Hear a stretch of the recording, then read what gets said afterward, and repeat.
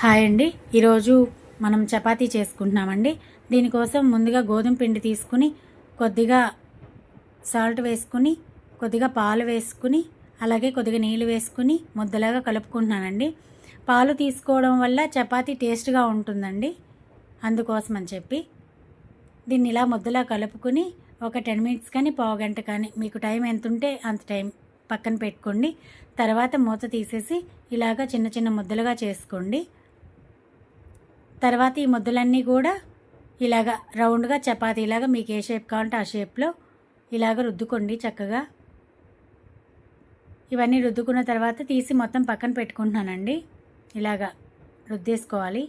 దీన్ని పల్చగా రుద్దుకోండి, మరి మందంగా రుద్దుకుంటే లోపల పచ్చిగా ఉంటుంది, అందుకోసం అని చెప్పి.